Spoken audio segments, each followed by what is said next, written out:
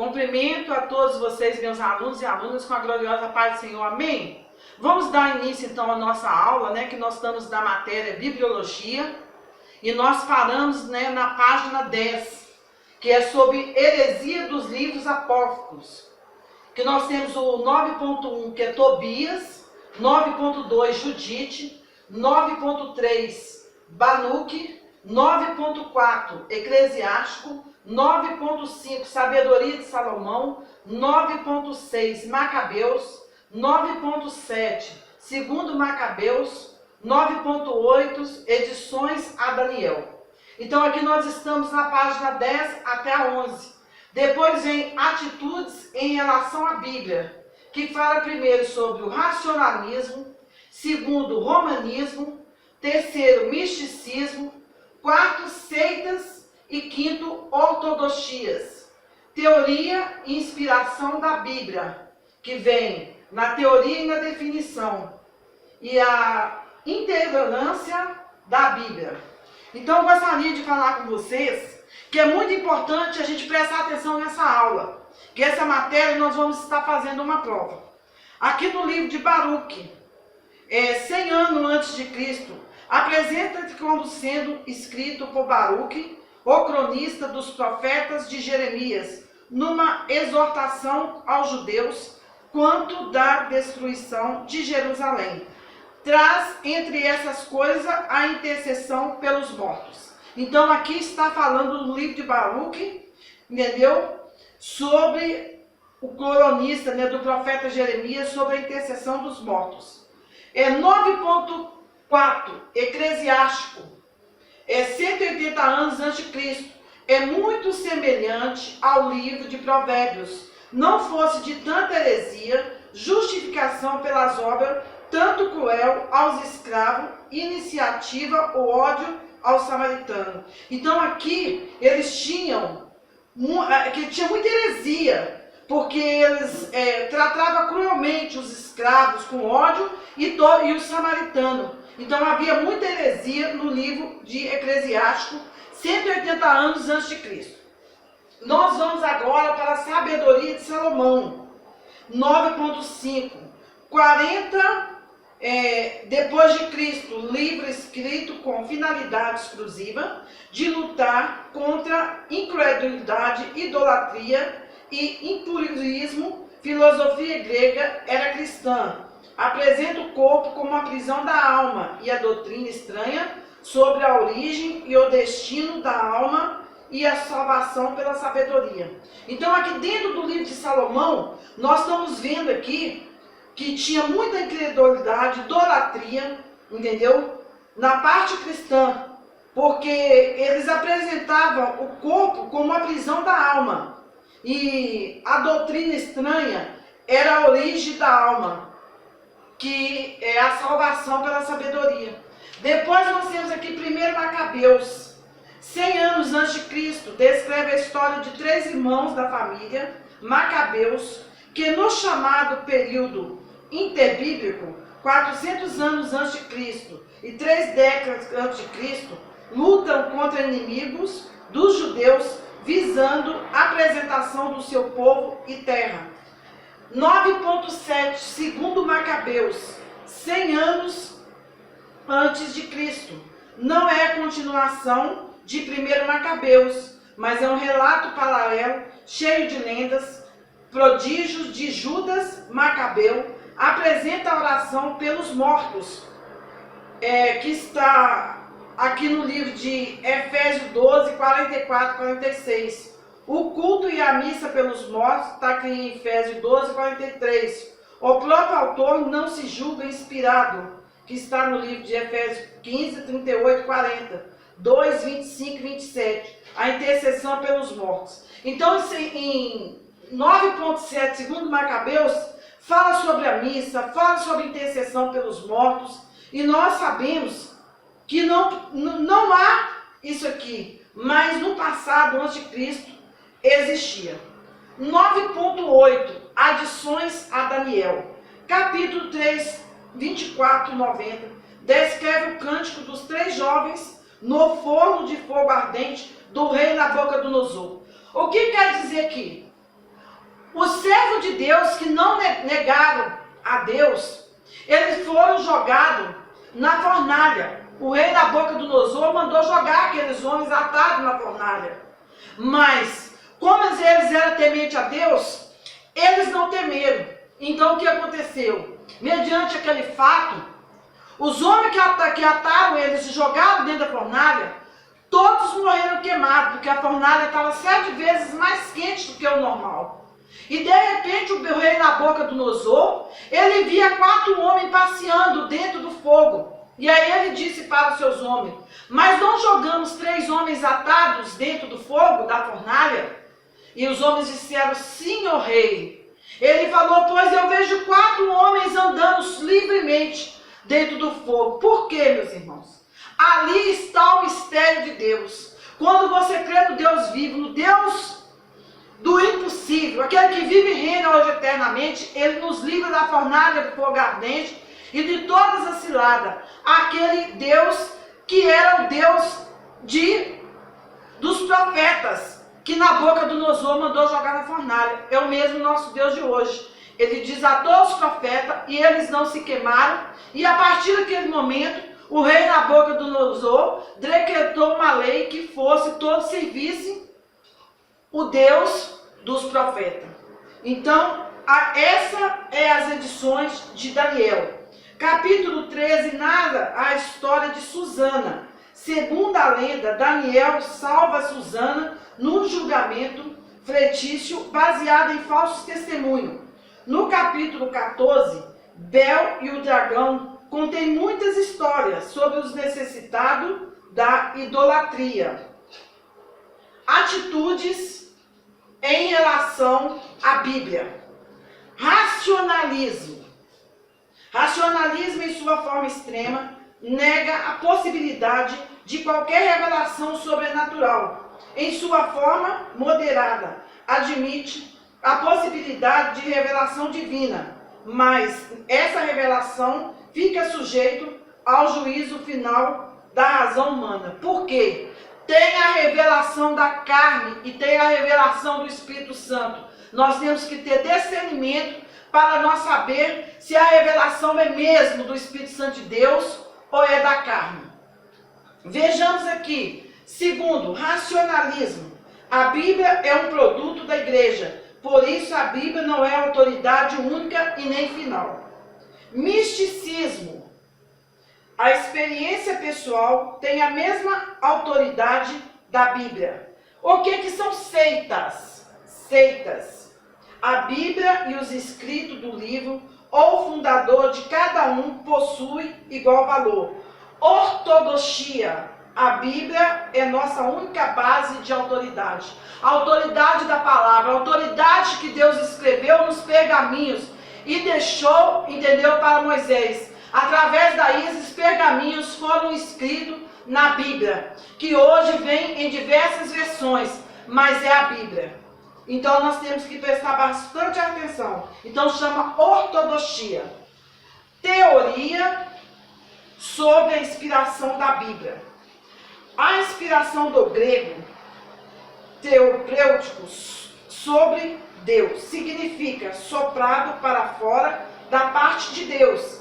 E é ação provisionada por Deus sobre os escritores humanos da Bíblia, de modo que, usado em suas próprias personalidades, estilo, registram sem erros as palavras da revelação de Deus e do homem, que está no livro de 1 Tessalonicenses 2, versículo 4. Em outras palavras, é a atividade mediante qual Deus tem em sua providência exerce domínio sobre toda a expressão humana, levando o homem específico a falar e escrever de tal maneira que seu pronunciamento foi e continua sendo pronunciado dele através do estabelecendo as normas da fé e prática. Então, através da Bíblia, da palavra de Deus, aqui o Senhor, ele nos ensina, nós, os profetas, os pastores, os estudiosos da palavra de Deus, a estar pregando, ensinando a fé, o amor, a palavra de Deus através da Bíblia. A inspiração se explica apenas nos manuscritos originais, chamado de ortográficos, e escritor estava consciente de estar escrevendo a palavra de Deus, que está no primeiro livro de Coríntios 2, versículo 3, 1 Pedro 1, capítulo 11, 12, a tabela abaixo, a lista das principais teorias da inspiração. Então eu vou estar explicando aqui a tabela abaixo para vocês, meus irmãos. Prestem bem atenção. Vamos estar passando para a tabela nesse instante. Então vamos dar continuidade, meus irmãos e irmãs. Vamos agora para a teoria e para a definição. Teoria, primeiro, natural. Não há qualquer elemento sobrenatural envolvido. A Bíblia foi escrita por homens de grandes talentos. Segundo, mística ou iluminativa. Definição. Os escritores bíblicos foram cheios do Espírito Santo, como qualquer crente pode ser hoje. Então, todos os mística e iluminativa da Bíblia têm a teoria e a definição. Eles eram cheios do Espírito Santo. Hoje, para nós pegarmos a palavra, nós temos que estar cheios do Espírito Santo. Não adianta a gente pegar, ler a palavra de Deus, estudar. Vamos supor que nós vamos pregar hoje no livro da passagem que Deus manda Abraão matar o seu filho. Nós não vamos só ler aquilo ali. Nós temos que deixar que o Espírito Santo de Deus conduza a nossa vida. Nós temos que estar cheios da presença do Espírito Santo. Aí a palavra não vai vir do homem aqui da terra, de nós. Vai vir do Espírito Santo de Deus. O que Deus quer falar com o povo, o que Deus quer falar com a igreja, através da palavra dele. Nós vemos aqui no 3, mecânica ou teologia da digitação. Definição. Os escritores bíblicos foram apenas instrumentos passivos, mas nas mãos de Deus, como máquina de escrever, com as quais ele teria escrito. Deve-se admitir que em algumas partes da Bíblia foram ditadas exemplo dos 10 mandamentos. Então Jesus não tinha máquina naquele tempo. Então Jesus, ele escreveu a Bíblia, os 10 mandamentos, tudo nos pergaminhos. Agora hoje os homens têm a máquina, tem o, muito evoluído a nossa época, tem os computadores, então facilitou mais. Mas Jesus, ele teve que escrever tudo à mão, nos pergaminhos, a Bíblia e os 10 mandamentos, que hoje facilitou para todos nós, estudiosos da Bíblia, pastores e pastoras. Aquele profeta do Senhor que quer pregar a verdadeira palavra, que é a palavra do Senhor. Vamos passar para o 4, parcial, que é a teoria e definição. Somente o não conhecível foi inspirado. Exemplo, excriação, conceitos espirituais. 5, conceitual, que é a teoria. Definição, os conceitos não são as palavras, foram inspirados. 6, gradual. Definição, os escritores bíblicos foram mais inspirados que os escritores humanos. 7, neo-ortodoxia. Escritores humanos só poderiam produzir em registro facilível. 8, verbal e plenária completa. Definição, esta é a verdadeira doutrina, válida apenas para os manuscritos originais, e significa que cada palavra verbal e todas as palavras plenárias foram inspiradas por Deus, tendo como superintendente do processo não ditado aos escritores, mas os guiados. Guiado por quem? Guiado pelo Espírito Santo de Deus. Porque não adianta nós somente querer escrever, não adianta nós somente querer ler, mas nós temos que ser guiados para o Espírito Santo. Espírito Santo de Deus, me dê sabedoria, discernimento da palavra, para que eu possa entender, para que eu possa ter discernimento para estar pegando, ministrando a palavra. Então foi assim. Inspiração falível. Uma teoria que vem ganhando popularidade de que a Bíblia é inspirada, mas não isenta de erro. Por que não isenta de erro? Porque o homem é falho. A palavra de Deus fala que o coração do homem é enganoso. Como ele diz, o coração do homem é enganoso, da mulher também. Então, às vezes o homem quer mudar a palavra que foi escrita nos pergaminhos. Ele quer, como se diz, eu quero aperfeiçoar, mas perfeito só foi Deus. O que Deus escreveu que é certo. Então nós não podemos mudar. Então está aqui na definição, que é inspiração falível. Aí vem aqui o 2. Inerância da Bíblia. Hoje, em nossos dias, não possuímos os chamados texto ortográfico. Isto é, textos originais escritos por um profeta, apóstolo ou evangelista, inspirado pelo Espírito Santo. Hoje temos mais os ortográficos, somente cópias, porém milhares de cópias espalhadas pelos cristãos no mundo e preservadas de geração em geração, que garante a sua fidelidade, pois Deus prometeu que sua palavra não seria destruída. Prestem bem atenção. Está no livro de Salmos 119, versículo 89, e no livro de Isaías 40, versículo 8, e no livro de Mateus, versículo 24, 35. Deus, ele prometeu que a palavra dele não seria destruída. Está aqui nesses capítulos que vocês podem estar conferindo. Então, por isso, nós temos que prestar bem atenção ao ler a palavra de Deus e querer. Não podemos acrescentar nenhuma vírgula e nem diminuir, porque a palavra de Deus tem que ser preservada como foi escrita. Se Gênesis não é exato em cada detalhe, então em qual parte da Bíblia poderemos confiar? Se a Bíblia está errada quanto à origem do homem e seu pecado, como poderemos confiar no que ela diz sobre a sua redenção e seu destino eterno? Será que a Bíblia é frágil devido à ignorância de Deus? Não, gente. Aqui a ignorância é do homem. No livro de Gênesis relata a história de Eva e Adão no jardim do Éden. Deus colocou Eva e Adão no jardim do Éden. Eles não tinham pecado. Eles andavam livremente, eles passeavam, eles comiam de todas as frutas. Mas Deus falou com eles que eles não poderiam comer da fruta da árvore que estava no meio do jardim.